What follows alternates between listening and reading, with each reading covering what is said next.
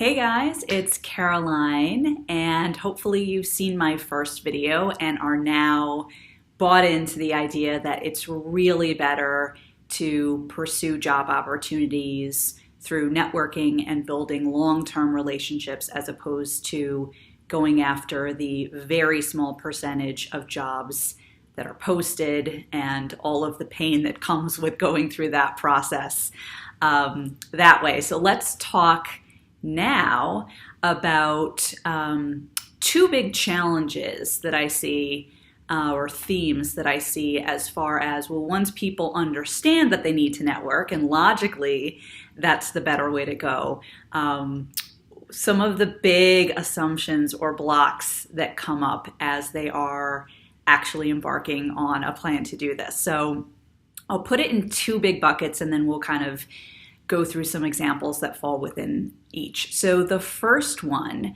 and notice the word assumptions here. We make a ton of assumptions when we go into networking because whether you're an introvert, I mean, maybe it's different if you're an extrovert. Extroverts, please speak up, but I am an introvert, an extreme introvert.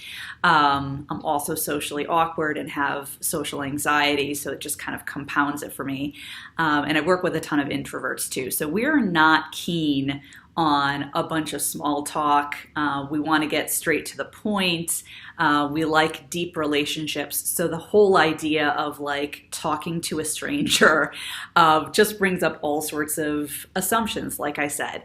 And so this is another opportunity for you to share the specific blocks that are coming up for you, because I've probably faced them myself, and definitely have worked through a lot of them with clients as well. If I can do this stuff, and I've really gotten to a point myself, not that I don't have social anxiety, like a lot of the same fears still come up, but I found a way specifically for me to help me have conversations in a way that's meaningful, it's authentic. I get to show up with curiosity and enthusiasm and really lead the discussions in a way that feels good to me, as opposed to kind of feeling like I have to be a certain way or having this transactional nature. And it's different for different people, but I just share that as an example because I think, again, if I can do this sort of thing with all of my social weirdness and, kind of not a high amount of energy stores for engaging with people, like certainly other people can do it. So I invite you into exploring this with me. So let's talk about the assumptions. So they fall into two big buckets. One bucket is assumptions that you make about the other person, the potential person that you're going to reach out to or talk to.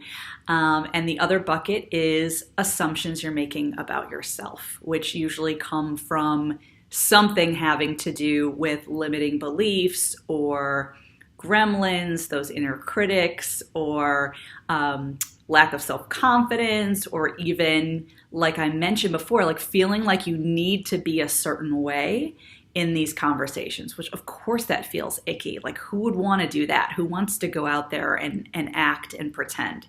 It's horrible. I don't recommend it. So let's talk about the first one. And I might have to talk about the second one in a second video because I'm trying to keep these short and punchy. So the first set of assumptions, about other people. So let me share some of the things that I hear from folks. So one big one is I hear people assume that they know who their existing network knows, right? So let's say you come from financial services like I do. A lot of my network is in financial services because I spent so much time in that space. It's starting to change now, but it's still heavy on the people that I know when I worked in that space, right? It makes perfect sense.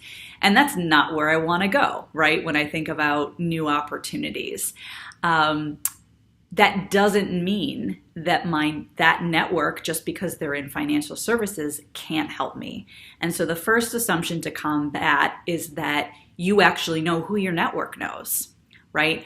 And as we get into not only second and third connections, but beyond, it really starts to open up. Think about the random friend or acquaintance that you have that you met outside of work that is so, so different than the people that you work with, right? Your network has those people too, right? And so you definitely want to capitalize on finding out who your existing network knows, right? And the valuable part of this is, I'm going to talk about some psychological and organizational behavior principles. When you do this, when you reach out to your existing network, you're using the benefit of strong and weak ties. So let me talk about these concepts. Strong ties are with the people that you know very, very well, right? And think of them when you think about LinkedIn.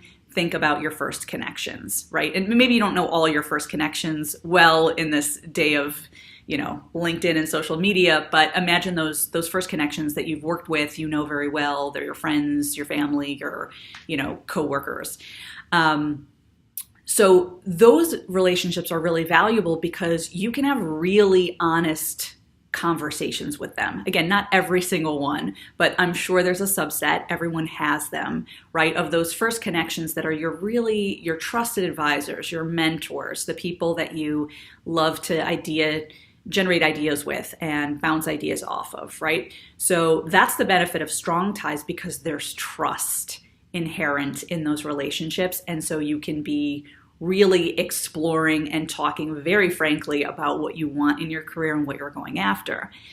The second piece is that you can use those strong connections and those strong ties to introduce you to weak ties. And weak ties very basically are those connections that open up other circles. So let's say you're in financial services and you're looking to change into like media, right? You're surrounded by probably primarily financial services people. And when you start breaking into people that are in that media world, or even just outside of financial services, they really start opening up ideas, different ways of thinking about things. They introduce you to companies that maybe you didn't know existed. They educate you about the potential ways that your skill set can be applied to roles, right? That's what comes from weak ties, is they're really great for expanding out of your current vision, which your strong ties and your first network connections on LinkedIn can't always do, right? Because they're immersed in that same place that you already are. So hopefully that helps you. And I just went over at a very high level, but that's the benefit of utilizing your existing network, because again, they have that trust, and you can have those open, honest conversations that help you be real about, is this a place I want to work for? This is what I'm really looking for. Can you help me create it? But then they also can introduce you to those weak ties that will expand the possibilities about what's out there. And certainly weak ties over time can become strong ties, because you will build your relationships, you'll get to know them, that sort of thing. So it's really pretty cool. So I really encourage you to not make assumptions about who your network knows and really prove this out. And what I would also say is, if you do have a bunch of first connections that you don't know well, they show up on LinkedIn as kind of being, a strong tie, but they're not actually. I think it's a great opportunity to say, okay, maybe it's time to get to know this person a little bit better, right? I want to actually have them be a first connection that I can really go to and partner with on things. Or conversely, maybe it's time to move on, And so I think really being smart about looking at your network and evaluating, right? Is this a person that I want to take forward in my success team and really continue to build that relationship and deepen that relationship? Or, maybe, we all grow and change. Maybe it's time to move on from this relationship. So I'm coming up on my 10-minute mark, so I'm going to end here. Please share your thoughts and questions and comments, and I hope you enjoyed this topic, which is, again, be careful about those assumptions that you're making about your current network. It's a really, really valuable resource. All right, talk to you later. Bye.